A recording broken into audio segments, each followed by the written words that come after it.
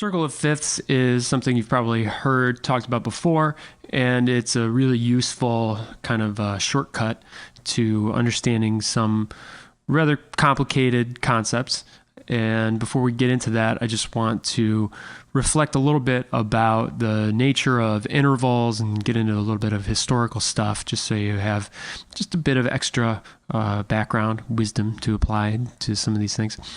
The scientific elements of the first, I guess you might say, descriptions or even discoveries of the properties of intervals are often attributed to Pythagoras, who is reputed to have developed a single-stringed movable bridge instrument that is known as the monochord, and he would slide this bridge up and down and examine the relationships between the sort of geometrical aspects of strings and the more musical elements of sound, vibration, and intervals.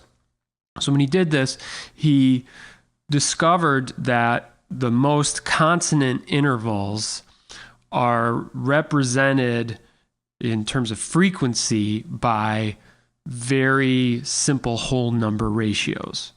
And what I mean by that is, in the instance of, let's say, the octave, which is the most consonant interval there is, when he divided the string in half, he saw that this produced the sound of the octave. Now, you know this on the guitar as being the double dot on your 12th fret. That's where you divide the open string in half, and it gives you the octave 12 half steps higher than where you started. Well, he started doing this on different ratios than just the 1-to-2 ratio, and he found that when you divide the string by other very simple ratios, you get the most consonant intervals. Next one being probably the fifth, which is a ratio of 3-to-2. So if you look at your guitar string and you go up, let's say, a fifth from an open string, you're going to see that you've divided the string by 2/3 there. So you have if you're thinking about the open string as being 3 parts, the fifth takes it down to 2 parts. The fourth is another very consonant interval, and that has a ratio of 4-to-3. So Pythagoras follows this dividing of the string process with consecutive fifths. He divides the string, 3-to-2 ratio, gets a fifth. Well, then he does it again. He divides that new portion of vibrating string and does another fifth and another fifth and another fifth. And this is how he comes up with all the 12 tones that are used chromatically in our modern music.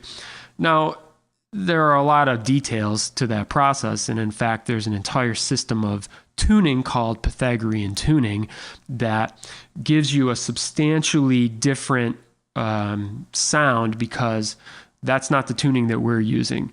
The process of refining those intervals to be more musically useful is what's called temperament, and we use a different system of temperament. The Pythagorean system was actually probably pretty widely used throughout maybe even the medieval times, and then it fell out of favor as music started using more intervals that were considered previously dissonant, like thirds. There was a long time in musical history where the third was considered pretty dissonant. Modern music doesn't really feel that way about thirds. We tend to hear them as consonant, and so we've adopted some different methods of tuning in order to reflect how our preference for the sounds of thirds. Okay, anyway, now that we got that out of the way, let's take a look at our pie chart up here. We've got a circle divided into 12 parts, and that's because we're going to talk about every one of the 12 notes here. But we're going to lay them out in the order of ascending fifths instead of how you might be used to thinking of them in steps. So essentially, we're gonna revisit the process that Pythagoras used to divide a string consecutively in 3-to-2 ratios and generate fifths. So right up here at the top in the 12 o'clock position, we're going to talk about this being our starting point, and with everything else, in theory, we start from C, and this is no exception. We're going to start with C up here at the top. Now I'm going to go clockwise around the circle and ascend a fifth every time. So as a guitar player, you might most easily relate this to the power chord. It's as if I'm going to play a power chord with my first finger on C, and then the note that my third finger is going to play here would be a G. Now if I go up fifth from G, that's like now I put my first finger on the G, and my third finger is going to land a fifth above that. So fifth above G is D. Fifth above D is A. Fifth above A is E. Fifth above E is B. And the fifth above B is F sharp. And this is because here we're crossing two of the white key spots. Every one of these other intervals has only crossed over one of those spots on the piano keyboard where there are two white keys with no black key in between them. However, once we get to B, we cross over two, so we're not going to land on another white key here. We're going to land on a black key. Fifth above F sharp is C sharp. And from here, I'm going to switch over into thinking about flats. However, before I do that, I'm going to come back here and I'm going to say we probably are going to want to start thinking about C sharp as potentially also being D flat here. And we're going to do that back here on F sharp too. We also want to be able to think about this as G flat. And we're going to do that here. We also want to be able to think about B as C flat. Yes, sometimes you need to think about B as actually being C flat. And that's one of those rare instances where a white key gets a different letter name. All right, now we're going to finish this off using flats. So I was on D flat, and I want to go up a fifth. That's A flat. You can see this is going to mirror the sequence that we saw on the other side. We're just going to put flats on it. So fifth above A flat is E flat. Fifth above E flat is B flat. And a fifth above B flat is F. And that's because, just like down here, we've crossed over two of those white key spots. So we go from a black key to a white key here. Fifth above F takes us back to C. Now we have all 12 of our notes. Some of them have two names. Actually, well, all of them could have bunches of names, but we're only going to be concerned about the absolute essential letter names that we need in order to do this process. Okay, why do we bother with this circle of fifths stuff? I think probably the most important reason for this is that this is a wonderful shortcut to understanding key signatures. Now, in order to really grasp why you're going to bother with key signatures, you kind of have to know how to construct the major scale. So if you're not clear on how to construct the major scale with the whole half formula, go back and revisit that short lesson on building a major scale. That will get you to understand why there are these sharps and those flats in whatever major keys. We're not really going to talk about minor keys here just yet. We're going to confine this to major keys. But you can apply that, you can extrapolate out how the minor keys relate by going and looking at the lesson introducing relative major and minor. So, why does this have anything to do with key signatures? Well, here's why. If you were to build a major scale on C, you would find that it has no sharps and no flats. It is the only key that contains white keys only. I know I'm always tying this back into the piano, and maybe for guitar players that's kind of annoying, maybe a little bit confusing, but trust me, if you can learn to conceptualize theory concepts with a piano keyboard in mind, you're doing yourself a big favor, because the guitar interface is just too complicated to really be a great starting point for you to grasp theory concepts. So I'm going to write here, no sharps, no flats. All right, now, as we go around, we're going to talk about the key signatures for all these keys. I'm not going to write them all out. I'm just going to assume that you can understand what we're talking about here, and if this isn't clear, please go back and review major scales, write some major scales, get used to what sharps and flats they have. You do that a few times, this is going to be a little bit simpler. So when I go up a fifth from C to G and I write a new major scale starting from G, I will find that this G major scale has one sharp in it. And we're not even concerned about what that sharp is just yet. I'm going to go to D and build a major scale, and I'm going to discover that this D major scale has two sharps in it. And you can probably see where this is going to lead us. When I go to the key of A, I'm going to find that it has three sharps. E has 4. B has 5. F sharp has 6. And C sharp has 7. Now, if you think about it, the key of 7 sharps means that every note's a sharp. That's why we're done with the sharp side here.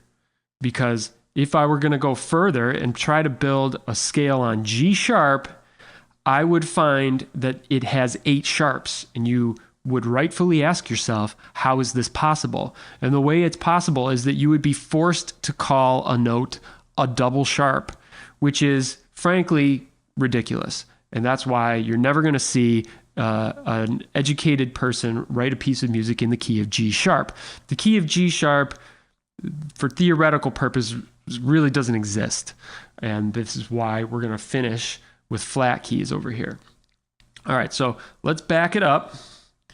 From C, we're going to reverse now. If we go the other way and we go down a fifth from C to the key of F, what we're going to find is that F has one flat.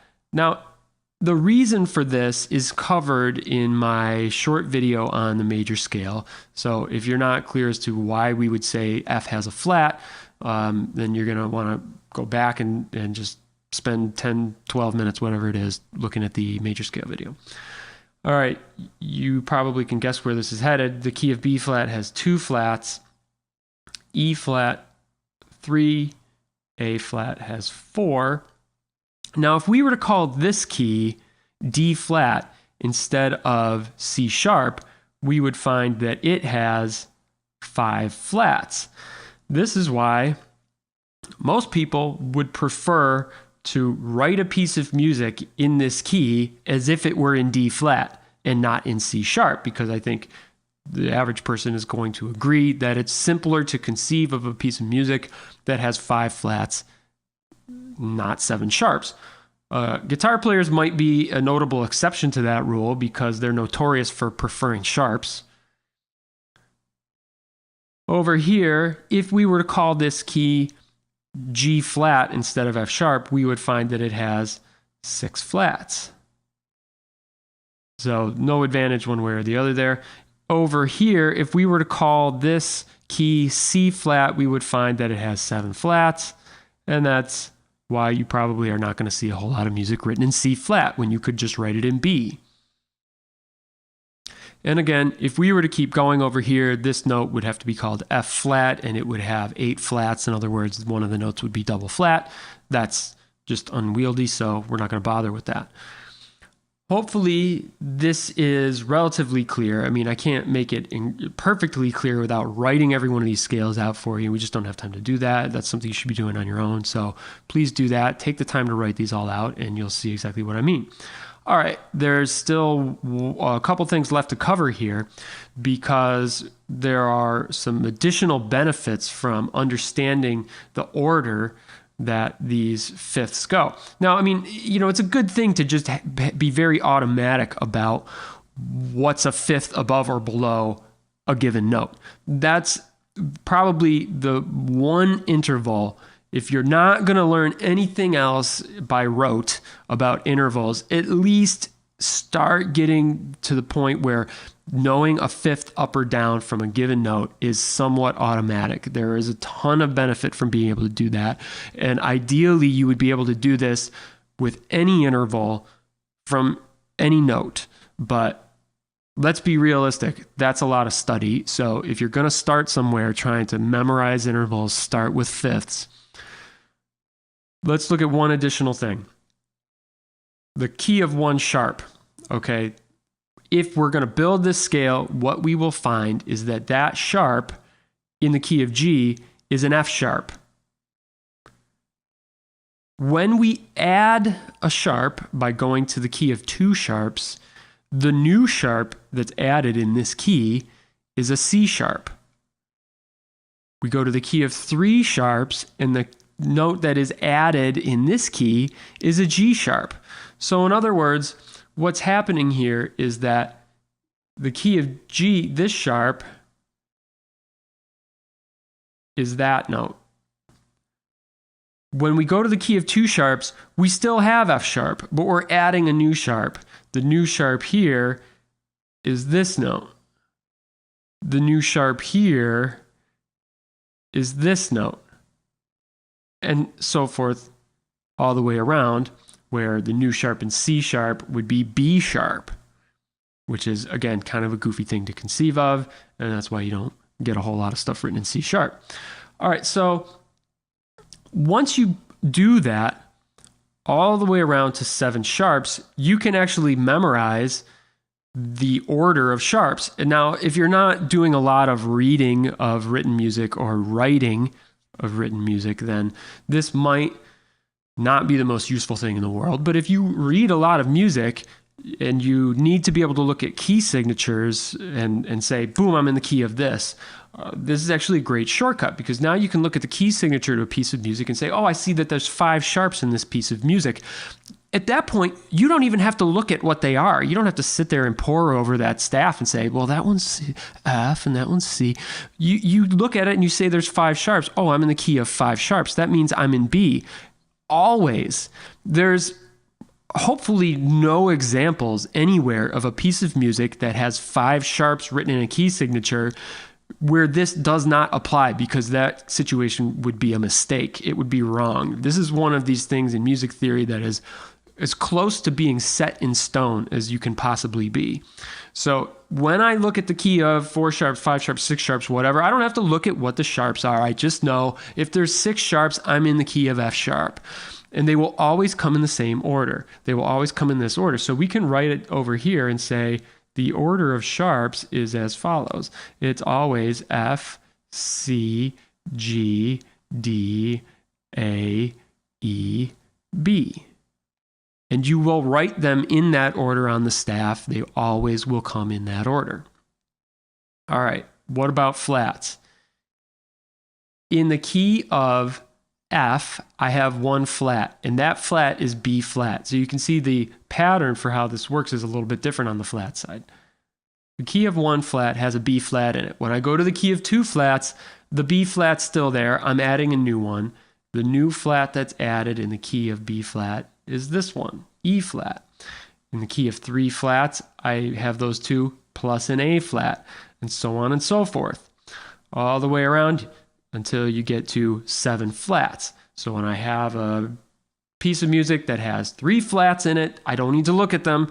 I know that those flats are going to be B flat, E flat, and A flat, and then in the key of E flat.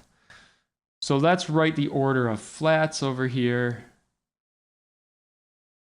They are B, E, A, D, G, C, F. I think somewhere out there somebody has devised little mnemonic phrases for you to be able to remember what these are. I don't know them, but they're out there. Somebody made them up. Make up your own. I don't know. Notice that this is the reverse of that, right? They're the same series, one going forward, one going backward, which I think is kind of neat. I think all of this is kind of neat. It's just cool to know, even if you don't intend to use it a whole lot. It's just a cool topic to know about. All right, I think we're going to leave it there. I hope you learned something about circle of fifths here. If you're not clear on it, leave a comment underneath the video. I'll try to get back to you. There's a ton of information out there about circle of fifths. So Go read some things that other people have written about it. There are great resources all over the web, and I'm sure you will not be wasting your time if you go study this further somewhere else. Thanks for watching.